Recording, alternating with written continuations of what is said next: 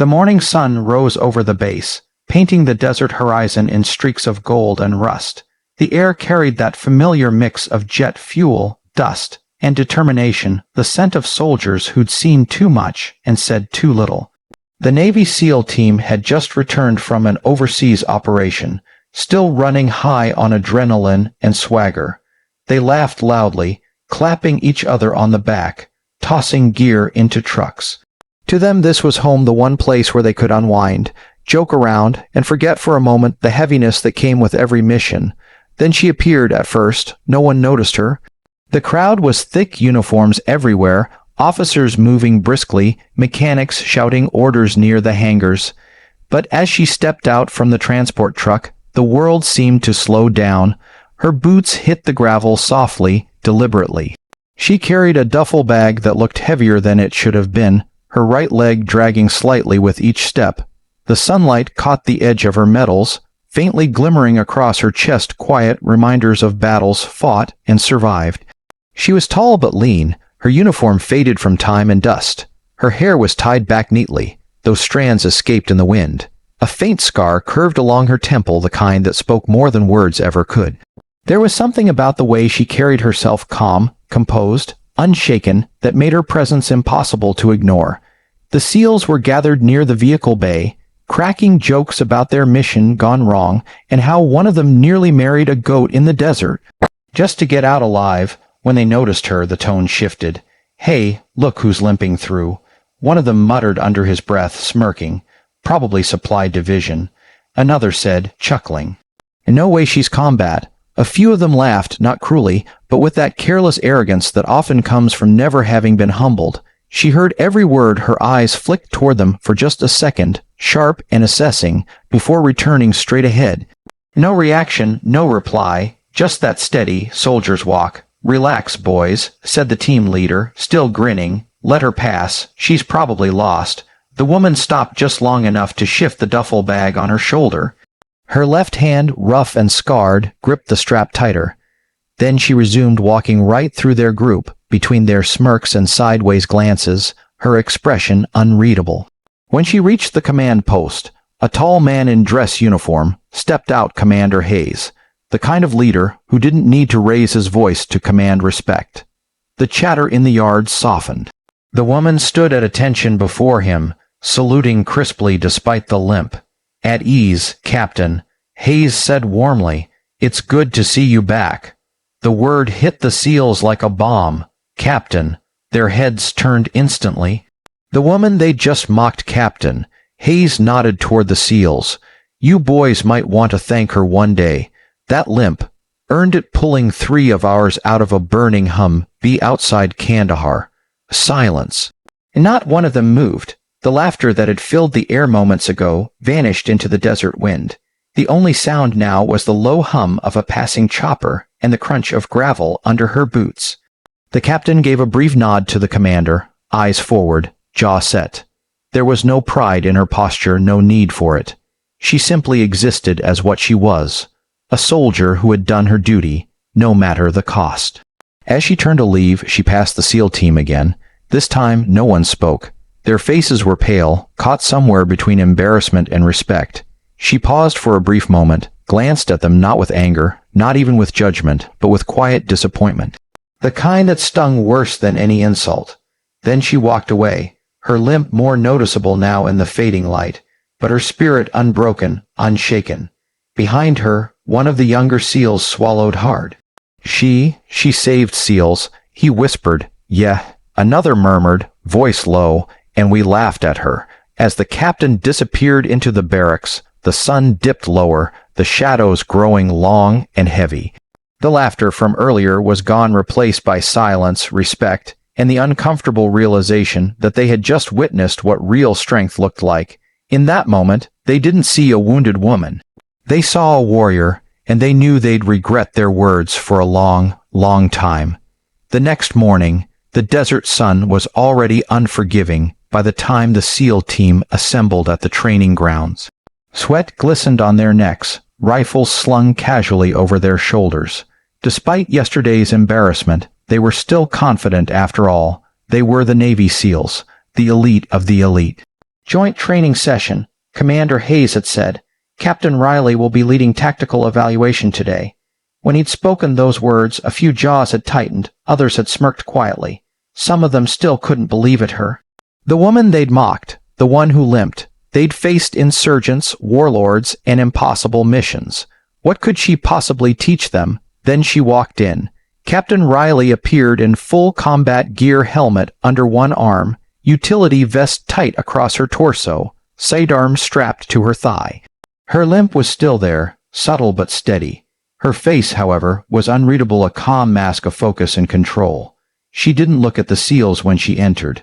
She looked at the training field, every corner, every obstacle, every line of sight. "Gentlemen," she began, her voice firm and even, "today we're running a close quarters combat simulation. Standard rules, no live rounds, full engagement authorization. You're welcome to try to take me down." A ripple of laughter passed through the group. She didn't flinch. "I've got room for 5 volunteers," she said, scanning the crowd. "Any takers?" Immediately, the largest of them, Chief Petty Officer Briggs, stepped forward, grinning. "With all due respect, ma'am," he said, "don't go easy on us." "I won't," she replied simply. The whistle blew. The SEALs moved fast, spreading out, circling her like predators. For a few seconds, the air was filled with the sound of boots pounding on sand, barked commands, and the scrape of weapons. Riley stood still, waiting, then motion. Briggs lunged first. She sidestepped, grabbed his wrist mid-swing, twisted sharply, and dropped him to the ground in one fluid motion. Before he could react, she had his training knife at his throat. "Out," she said, stepping back. A hush fell over the others. Briggs scrambled up, red-faced, muttering, "Lucky move." But when the second SEAL charged, she spun low, swept his legs, and rolled away before he hit the dirt. 2 seconds later, she had his sidearm disarmed and his hand pinned. Her movements were fast, not the brute force kind they were used to, but clean, practiced, efficient. Within minutes, all 5 were down, groaning, panting, staring at her in disbelief. She stood there, breathing lightly, the sun flashing across her dog tags. "Again," she said. They tried again, harder, smarter this time, and again she dismantled them. This time, one of them managed to grab her injured leg, but she used it to pivot, locking him into a hold that forced him to tap out almost immediately. "Pain doesn't stop you," she said calmly. "It teaches you where you're still human." The training yard had gone completely silent now. Other soldiers nearby had stopped what they were doing to watch. Even the commander, standing in the shade, couldn't suppress a proud smirk. When the final round ended, the SEAL team was sitting on the ground, drenched in sweat, staring at her with a mix of frustration and awe. She, however, looked perfectly composed, not triumphant, not smug, just focused. She walked over to a target range next, motioning for them to follow. "Weapons," she said simply. They lined up beside her, rifles ready. She loaded hers without hesitation, checked, aimed, and fired. Each bullet hit dead center. The precision was frightening. Her grouping was tighter than any of theirs. When she lowered her rifle, no one spoke. She turned to them and said, "Combat isn't about strength. It's about clarity. It's about trust. You think you're the best, but the best never underestimate anyone." Her voice softened just slightly. "The last time someone underestimated me, 3 men died before I could reach them. I don't make that mistake anymore." The words hit harder than any bullet. The commander finally stepped forward, clapping his hands. "Gentlemen," he said, "you just got trained by one of the finest officers I've ever known. Captain Riley's actions saved a SEAL unit in Afghanistan. She pulled them out of a burning Humvee under heavy fire, took a bullet to the leg in the process. That limp you see, that's the price of courage." No one dared to move. The same men who had laughed at her just a day ago stood now with heads bowed slightly, hearts heavy with respect. Captain Riley simply nodded once, gathering her gear. "We'll continue tomorrow," she said. "And next time, I expect you to keep up." As she walked off the field, the SEALs watched her go, silent, humbled, and changed. For the first time, they weren't seeing a wounded woman. They were seeing what real strength looked like, forged in fire, carved from sacrifice, and carried with quiet pride. That night, the base was quieter than usual. The desert wind had softened, brushing over the tents and humming through the flagpoles. A fire crackled near the center of the camp, a small circle of warmth against the cold. Around it sat the SEAL team, their laughter gone, replaced by thoughtful silence. They weren't the same men from 2 days ago. The swagger, the jokes, the careless pride, all of it had been stripped away during training. Captain Riley sat across from them, her face softly lit by the flames. The shadows danced over her features, the faint scar along her temple, the determined eyes that had seen too much. Her hands were steady as she poured black coffee into a tin cup, her movements calm, deliberate. No one spoke for a while. The crackle of burning wood filled the silence, along with the distant hum of a generator. Then Briggs, the big SEAL she'd thrown to the ground earlier, finally cleared his throat. "Ma'am," he said quietly, his tone respectful now, "I owe you an apology." Riley looked up, her eyes meeting his. He continued, "When you first walked in, I thought you were just another paper soldier. I didn't know." She gave a small smile, not out of satisfaction but understanding. "You're not the first to think that," she said softly. "And you won't be the last." Another SEAL, Martinez, leaned forward. "Commander told us what happened. He said, about Afghanistan, about you pulling those guys out." Riley's eyes flickered, not pride, but memory. She stared into the fire for a moment, watching the flames twist and curl. "That was a long time ago," she murmured, "and not something I like to talk about." But the silence that followed was heavy, weighting, gentle. These weren't mocking men anymore. These were soldiers who had earned her respect and now sought to understand her. She sighed, took a sip of her coffee, and began. "It was summer," she said quietly. "Hotter than anything I'd ever felt. We were running a convoy just outside Kandahar.